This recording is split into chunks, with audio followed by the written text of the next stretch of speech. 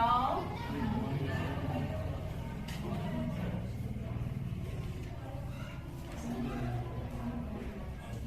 अम्बेडकर जी संविधान के निर्माता है और उन्हीं ने मतलब बहुत सारा योगदान दिया, बहुत मेहनत की, बहुत संघर्ष किए, तब जाके अपने भारत को एक श्रेष्ठ संविधान दिया।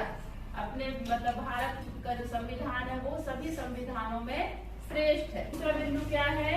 समाजवादी। पहला था हम भारत के लोग हैं और भारत को मतलब संविधान के अनुसार ही चलाया जाता है, संविधान के नियमों के अनुसार, कर्तव्यों के अनुसार सारी चीजें जो है हमें संविधान से प्राप्त है और से की जो व्यवस्था बनाई गई है वो पूरे भारत देश को चला रही है ना, संविधान के नियम के अनुसार ही। और यदि हम उनके नियमों को फॉलो नहीं करते, उनके नियम को नहीं अपनाते तो हमारे जीवन में अव्यवस्थाएं आ जाती हैं। आज की जो भी संपदा है वो सभी की है कि नहीं, सामूहिक रूप से, और समाज में उसका बंटवारा समानता के साथ होना चाहिए। मतलब सभी के लिए बराबर का अधिकार है। यानी जो भी नियम कायदे हैं ऐसे बनाए कि हमारे सामाजिक असमानताएं कम हो जाए, है ना। नहीं तो कभी होता है ना, जैसे कि शिक्षा हो, कोई भी जॉब हो तो किसी को मिल रही, किसी को नहीं मिल रही, सुविधा अनुसार मिल जाती, किसी को बहुत संघर्ष करना पड़ता है। हम सभी में बहुत सारी योग्यताएं भी हैं, फिर भी हम उसे प्राप्त नहीं कर पा रहे हैं। तो ये नियम कानून जो है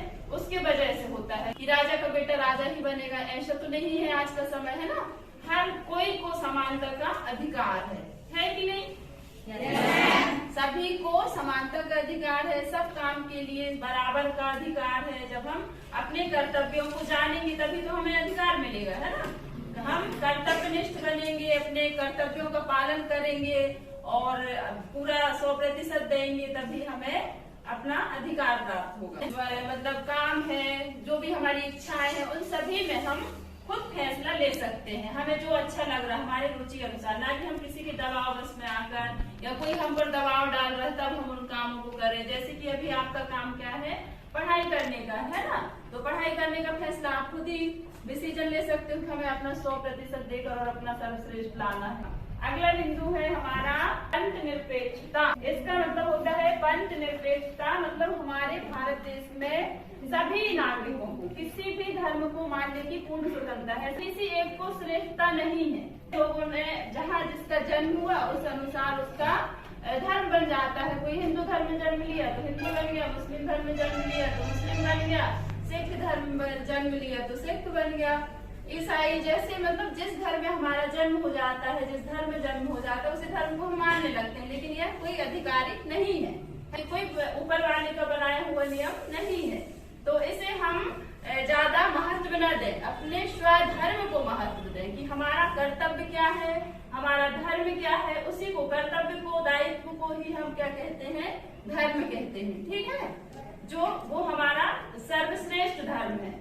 बाकी जो सब चीजें नियम जो बने हुए हैं धर्म वाले, हिंदू मुस्लिम, ये सब फालतू की बातें हैं और इसी में लोग उलझे हुए हैं। हम इसलिए हमारा देश तरक्की नहीं कर पा रहा है। हम सभी यदि हमें समानता चाहिए, एकता चाहिए, तो इन धर्मों से हमें ऊपर उठना चाहिए। ऐसा स्वरूप जिसमें लोगों को समान राजनीतिक अधिकार प्राप्त रहते हैं, यानी कि हम सभी के लिए एक जैसे अधिकार हैं। और जबकि जैसे अभी राजनेता लोगों में सब अपनी अपनी वो रहती है, मतलब कहना चाहिए कि अब जैसे मेरे परिवार से कोई एक सदस्य बन गया है राजनेता, तो वो परिवार वाले ही चाहेंगे कि अब हमारे पूरे परिवार के ही बन जाए। इस टाइप की रहता है ना, एक टीचर बना तो टीचर बन गए, सारे बच्चे टीचर बन जाए, इस टाइप की थिंकिंग। कोई जान पहचान वाला ही हो, हमारा रिश्तेदार हो, इस टाइप की जो सोच है, इसी के कारण भले उसमें योग्यता ना हो। लेकिन इसके बाद है गणराज्य, यानी शासन का प्रमुख लोगों द्वारा चुना हुआ व्यक्ति होगा, ना कि किसी वंश या राज्य खानदान का। यानी कि हमारे गणराज्य में कोई मतलब योग्य व्यक्ति को ही चुना जाए। हम सब समता, गणराज्य, न्याय मतलब नागरिकों के साथ उनकी जाति, धर्म और लिंग के आधार पर भेदभाव नहीं किया जा सकता। जो भी हमारे भारत के नागरिक हैं, सभी हम सब हैं, तो हम सभी को जाति, भेद, लिंग के आधार पर भेदभाव नहीं किया जा सकता, ठीक है ना। हम लोग भी हमेशा किसी से मिलते हैं तो क्या करते हैं? आपकी जाति क्या है, आपका नाम क्या है, कहाँ से आए हैं, इस टाइप के हमारे क्वेश्चन रहते हैं, जबकि हमें ऐसा नहीं करना चाहिए। है ना। जाति धर्म ये सब महत्वपूर्ण नहीं है, महत्वपूर्ण क्या है, हमारा कर्तव्य, हमारा दायित्व, लोगों के प्रति दया, करुणा, प्रेम और अच्छी भावना रखते हुए उनकी सेवा कर सके, हम उनके लिए कुछ सहारा बन सके, अपने देश की उन्नति के लिए, लोगों की उन्नति के लिए। स्वतंत्रता का अधिकार जो हमें कहाँ से मिला है, संविधान से ना। स्वतंत्रता मतलब अपने आप में हम स्वतंत्र हैं, किसी के दबाव में नहीं है, किसी से कोई जोर जबरदस्ती नहीं है, या किसी के अनुसार हम जबरदस्ती चले, ऐसा कुछ नहीं है। हम अपने आप में अच्छे विचार ला सकते, अनुसार आप अपने अंदर से ऐसा कुछ सोच सकते हो कि हम अच्छा से अच्छा पढ़ के और अपने आप में एक श्रेष्ठ नागरिक बन सकते हैं। कैसे बनेंगे, पढ़ लिख कर, है ना। और जो भी विचारों पर किस तरह अमल करें, यानी जो हम विचार सोच रहे हैं उस पर हम किस तरह अमल करें, यह भी हम सोच सकते हैं। इसके लिए भी हम स्वतंत्र हैं, है कि नहीं। जो काम हमारे लिए अच्छे हैं, जो देश के लिए अच्छे हैं, परिवार के लिए अच्छे हैं, समाज के लिए अच्छे हैं, उनके लिए हम आगे बढ़ सकते हैं।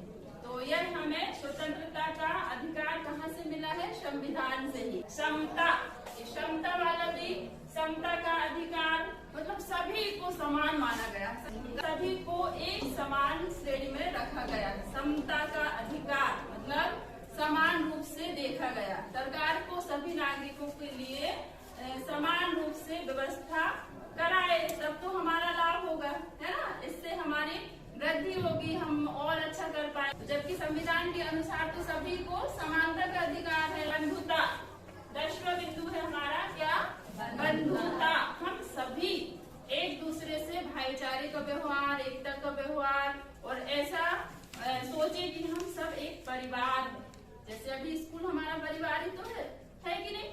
मतलब परिवार के रूप में ही हम बैठे हैं, साथ में पढ़ रहे हैं, खेल रहे हैं, खा रहे हैं, पानी पी रहे हैं, घूम रहे हैं, सारी एक्टिविटी हम परिवार जैसे कर रहे हैं ना।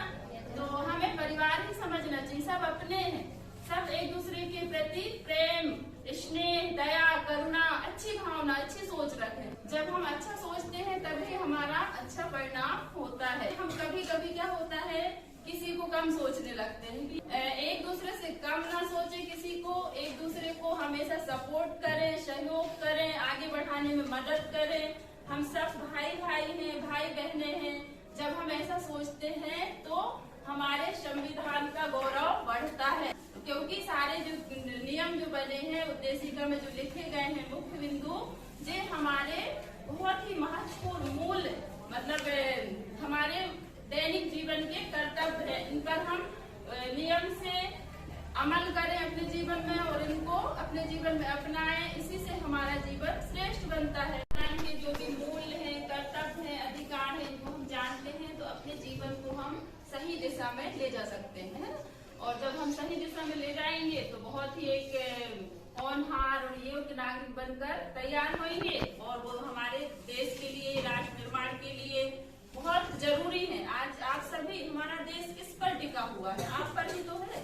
आप ही कल के मतलब एक होनहार नागरिक बनकर तैयार होगे और देश को चलाओगे। आप अभी से ही अपने अंदर ईमानदारी का गुण होना बहुत जरूरी है। हम अपने कर्तव्यों के प्रति ईमानदार रहें, पढ़ाई के प्रति अभी आपका पढ़ाई के लिए पूरा 100% देके आज का दायित्व है कि आप बिल्कुल भी लापरवाही न करें, खूब पढ़ें, खूब मेहनत करें और अपने जीवन को बहुत अच्छी ऊंचाइयों तक लेकर जाएं। तो ऐसा जब आप सोचेंगे तभी होगा, है ना। और चरित्रवान मतलब अभी से ही हम अपने चरित्र को कहना चाहिए, चरित्र हमारा पूरे जीवन की नींव है। चाहे आप कितनी डिग्रियां प्राप्त कर लो, कितने सारे आप बहुत अच्छे काम कर लो, लेकिन यदि आप चरित्रवान नहीं हो तो कहीं ना कहीं आप फिसल जाओगे, कहीं ना कहीं जाके आप नीचे गिर जाओगे। जैसे कि हम उदाहरण लें किनका, रावण का। मतलब चरित्र की जो बात आती है, मतलब चरित्रवान न होने के कारण उन्हें अपना सब कुछ नष्ट करना पड़ा। इसलिए हमें यह गुण सर्वश्रेष्ठ है, चरित्रवान होना हम सबके लिए बहुत जरूरी है। जब हम चरित्रवान होंगे तभी हम सफलता की ऊंचाइयों को छुएंगे। डॉक्टर भीमराव अम्बेडकर जी हैं, इनका मतलब जीवन जो रहा है बहुत ही संघर्षमय रहा है। उन्होंने इतने सारे त्याग किए हैं, इतने सारे उन्हें सुख प्राप्त हो सकते थे, लेकिन उन्हें सभी के सुख की चिंता करते हुए करते हुए अपने व्यक्तिगत सुख को त्याग दिया और हम सभी के लिए महिलाओं की शिक्षा के लिए महिलाओं को मतलब महिलाओं के जीवन में उनका बहुत बड़ा योगदान है। हमारी जो आज हम शिक्षा के समय में कितना पर्दा प्रथा, बाल विवाह, ये स्त्रियों को बहुत ज्यादा प्रताड़ित किया जाता है, शिक्षा ग्रहण करने नहीं दिया जाता था। इसलिए इन्होंने बहुत हमारे जीवन में इनका बहुत बड़ा योगदान है, डॉक्टर भीमराव अम्बेडकर जी का। तो हमें हमेशा उनके बारे में पढ़ते रहना चाहिए। हम सभी जाने और इतिहास को पढ़ें और अपने अधिकार और कर्तव्यों को जाने और उसी के अनुसार अपने जीवन को ऊंचाई तक लेकर जाएं। भारत का संविधान उद्देशिका। हम भारत के लोग भारत को एक संपूर्ण प्रभुत्व संपन्न समाजवादी पंथ निरपेक्ष लोकतंत्रात्मक गणराज्य बनाने के लिए तथा उसके समस्त नागरिकों को सामाजिक, आर्थिक और राजनीतिक न्याय, न्याय, विचार, अभिव्यक्ति, विश्वास, धर्म और उपासना की स्वतंत्रता, प्रतिष्ठा और अवसर की समता प्राप्त कराने के लिए तथा उन सब में व्यक्ति की गरिमा और राष्ट्र की एकता और अखंडता सुनिश्चित करने वाली बंधुता बढ़ाने के लिए दृढ़ संकल्प होकर अपनी इस संविधान सभा में आज तारीख 26 नवंबर 1949 ईस्वी को